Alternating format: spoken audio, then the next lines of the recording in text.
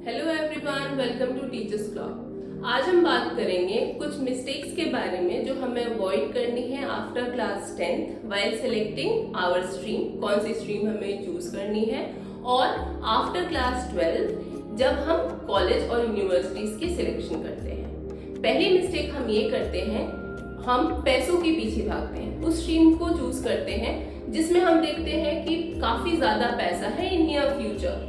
ये मिस्टेक आपको बहुत ही ज्यादा केयरफुली अवॉइड करनी है।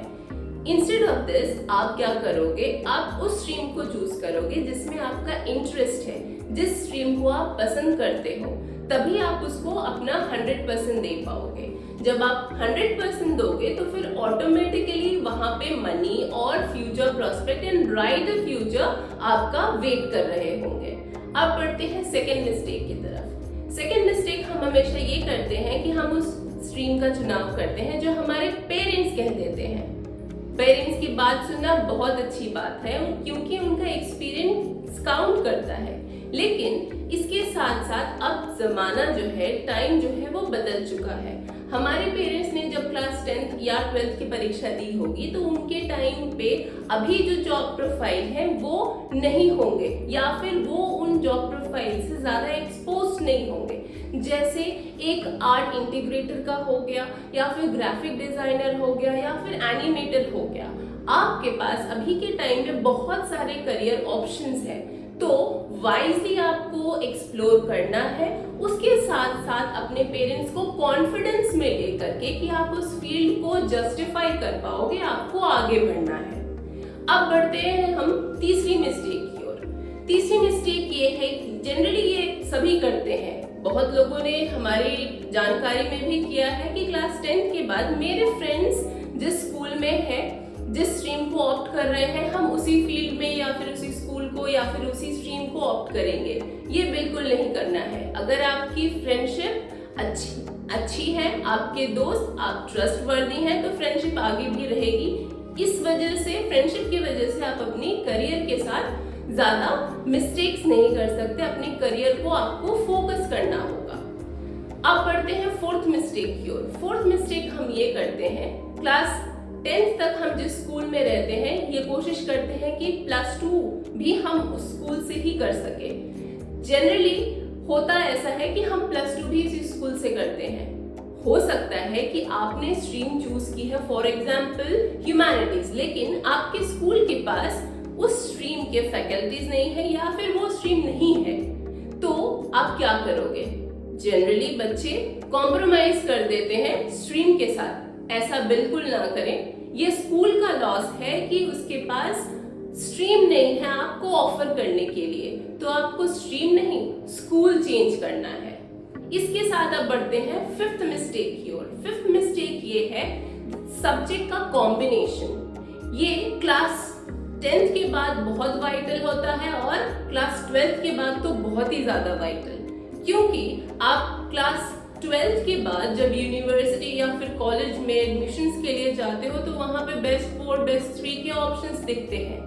तो वहां पे आप एक सब्जेक्ट जो ऑप्ट करते हो एज योर ऑप्शनल सब्जेक्ट, उस सब्जेक्ट को काउंट ना करके अगर आपका बेस्ट ऑफ 4% बनाया जाता है, वहां पे आपके परसेंट कम हो सकते हैं, जिस वजह से मेरिट लिस्ट में आपका नाम मिस हो सकता है और आप अपने फेवरेट कॉलेज या फिर अपने उसको यूनिवर्सिटीज को मिस कर सकते हो जहां पे आपको एडमिशन लेने की इच्छा थी। तो हमें उन सब्जेक्ट कॉम्बिनेशन को चूज करना है जो कि हमारे फ्यूचर एस्पिरेशंस को या फिर फ्यूचर कॉलेज या यूनिवर्सिटीज को मैच कर सके।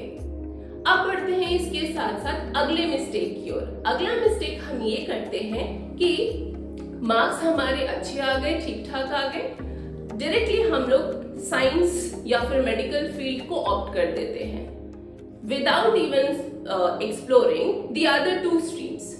क्लास 10th तक साइंस स्ट्रीम से हमारा एक्सपोजर बाकी सारे स्ट्रीम्स के कंपैरिजन में ज्यादा रहता है, लेकिन बात करें अगर ह्यूमैनिटीज की और कॉमर्स की, तो ये ऐसे सब्जेक्ट्स, ये ऐसे स्ट्रीम होते हैं, ऐसे सब्जेक्ट्स ऑफर करते हैं जो कि हमारे लिए बहुत ही न्यू होते हैं। उन सब्जेक्ट्स के बारे में हम लोग कुछ जानते ही नहीं है।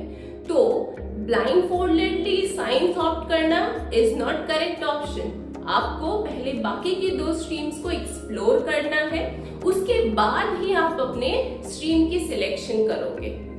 अब बढ़ते हैं हम अपनी लास्ट मिस्टेक की ओर, जो कि हमारे प्रीवियस मिस्टेक से ही जुड़ी हुई है। जब हम स्ट्रीम ऑप्ट करते हैं, एक्सपोजर कैसे मिलेगा? हमेशा हमें डेमो क्लासेस अटेंड करनी है। अभी के टाइम पे, पहले तो ये नहीं होता था, लेकिन अभी के टाइम पे आप क्या कर सकते हो, प्रोविजनली आपका एडमिशन हो सकता है और फिर आप 1-2 क्लासेस हर एक स्ट्रीम के अटेंड कर सकते हो, क्योंकि रजिस्ट्रेशन का प्रोसेस इन CBSE 6 मंथ्स या फिर 6 महीनों के बाद होता है।